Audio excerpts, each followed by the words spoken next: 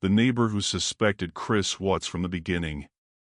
Shannon Watts and her two young children disappeared on August 13, 2018, but while the young mom's friends and investigators were trying to piece together what may have happened to the 34-year-old, a neighbor was already starting to suspect the threat to the missing women may have been closer to home than most realized.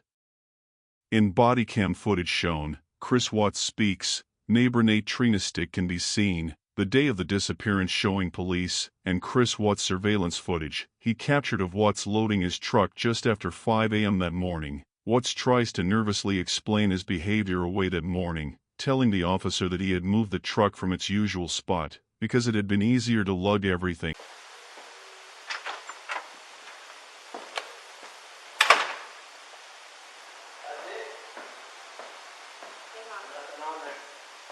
What's that? Nothing on there.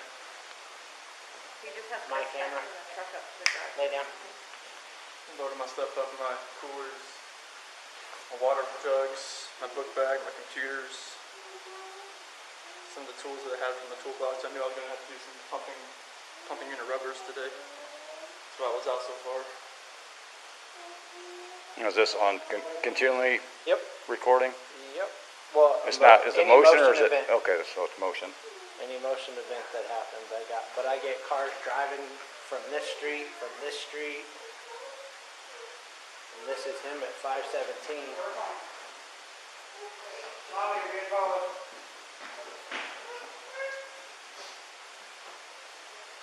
I usually park out there on the side. I just want to get everything back in. Be easier to lug everything out there, all the tools that I had to bring in.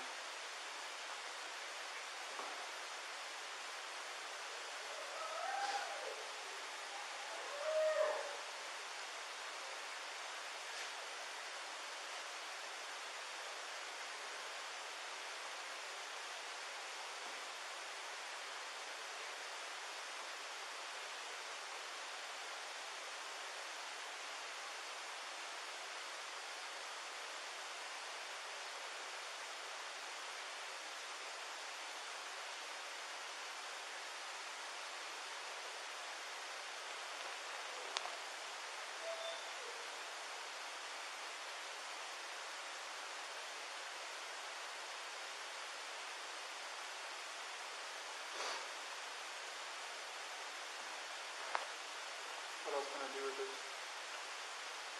Did you guys peep Chris's body language? He looked like he was about to shit himself, but after Watts walks out of the neighbor's house, Trinastick is already starting to question his neighbor's unusual behavior.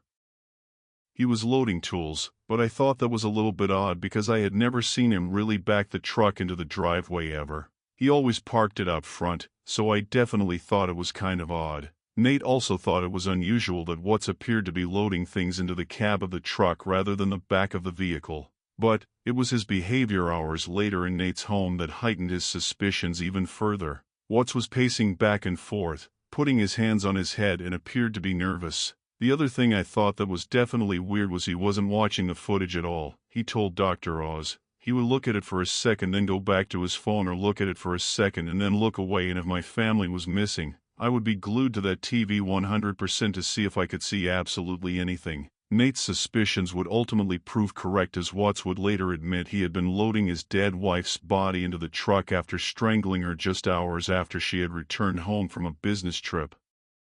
Chris Watts is a monster, and he's right where he belongs. Rest in peace to Shanann, Bella, Celeste, and Nico.